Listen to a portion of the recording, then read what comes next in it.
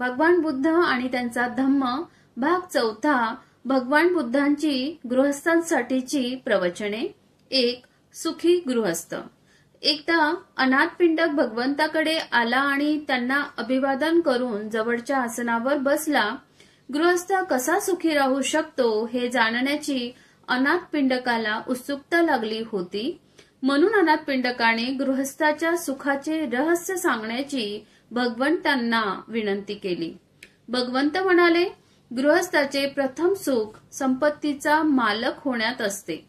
सद्गृहस्थाजवळ धन असते, त्याने ते न्यायाने, भलेपणाने, उद्योगाने, शरीर सामर्थ्याने आणि निधडाच्या घामाने कमवलेले असते। मी हे धन न्यायाने मिळवलेले आहे या विचाराने सद्गृहस्थाला सुख वाटते।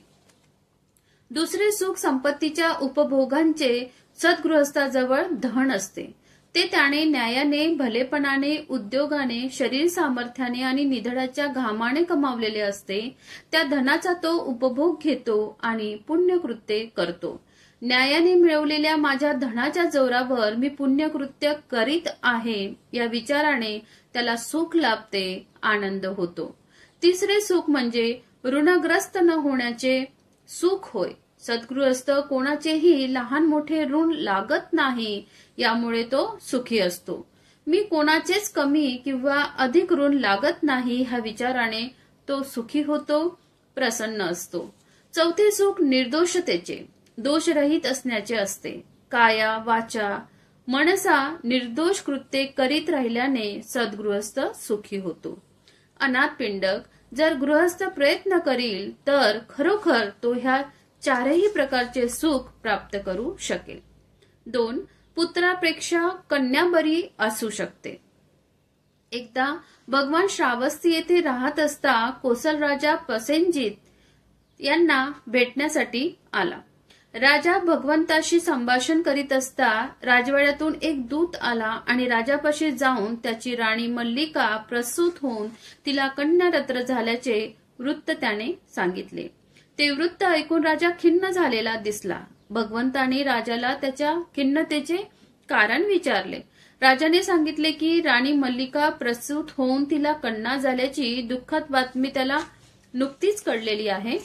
यावर भगवंत म्हणाले, हे राजा, कन्या ही पुत्रापेक्षाही अधिक श्रेष्ठ निपजण्याचा संभव आहे। ती सुज्ञ आणि सद्गुणी कन्या, पत्नी आणि माता अशा त्रिविध भूमिका करणारी असू शकेल। ती आपल्या पतीच्या व त्याच्या माता पित्यांच्या आदरास पात्र होऊ शकेल। ती योग्य पुत्री म्हणून आदरास पात्र होऊ शकेल। सुयोग्य पुत्री म्हणून स्वतःच्या माता पित्यांच्या आदरास पात्र होऊ शकेल। तिला जो पुत्र होईल तो पराक्रमी कृत्ये करणारा मोठ्या राजाचा शासक होऊ शकेल। खरोखर अशा थोर पत्नीचा मुलगा आपल्या देशाचा मार्गदाता होऊ शकेल आणि शास्ता होऊ शकेल। 3 पती आणि पत्नी। एकदा भगवंत मथुरा आणि निरंजना यांच्यामधील महामार्गाने चालले होते। या रस्त्याने तथागतांजवळ पुष्कळच गृहस्थ व त्यांच्या स्त्रिया देखील चालल्या होत्या। तेव्हा भगवंतांनी रस्ता सोडून एका झाडाखाली आसन ग्रहण केले। गृहस्थ आणि त्यांच्या स्त्रियांनी त्यांना अशा रीतीने स्थानापन्न झाल्याचे पाहिले। ते सर्व भगवंताजवळ आले। त्यांनी भगवंतांना अभिवादन केले आणि जवळच बसून त्यांना विचारले, पती पत्नीतील सुयोग्य संबंध कसा असावा? यावर भगवंतांनी त्यांना असे उत्तर दिले, हे गृहस्थ हो, पती पत्नींना 4 प्रकारे एकत्र राहता येते। एका प्रकारे एक दृष्ट पुरुष एका दृष्ट स्त्री बरोबर राहू शकतो। दुसऱ्या प्रकारे एक दृष्ट पुरुष देवते बरोबर राहू शकतो। तिसऱ्या प्रकारे एक सत्पुरुष दृष्ट स्त्री बरोबर राहू शकतो आणि चौथ्या प्रकारे एक देवासारखा सत्पुरुष एखाद्या देवतुल्य स्त्री बरोबर राहू शकतो।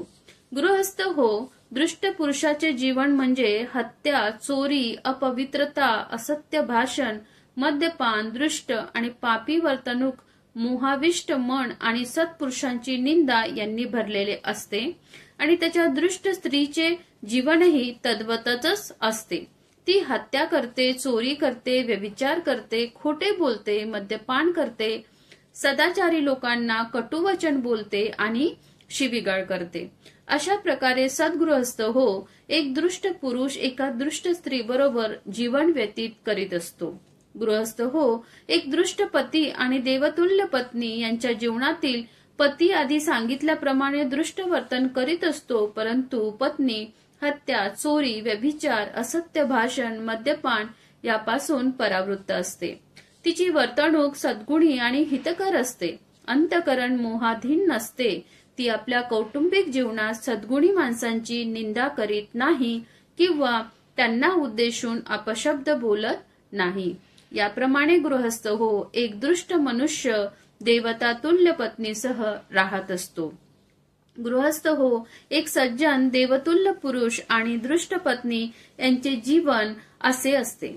या जीवनात पती हत्या, चोरी, व्यभिचार, असत्य भाषण, मद्यपान यापासून परावृत्त होऊन राहतो. त्याची वागणूक गुणायुक्त व हितकर असते. मोहाधीन न होऊन आपल्या कौटुंबिक जीवनात तो सद्गुणी पुरुषांची कधी निंदा करीत नाही किंवा त्यांना उद्देशून अपशब्द बोलत नाही, परंतु त्याची पत्नी मात्र आधी वर्णिलेल्या दृष्ट स्त्रीसारखी वागत असते. याप्रमाणे गृहस्थांनो निश्चितपणे एक देवता एका दृष्ट स्त्रीसोबत राहतो.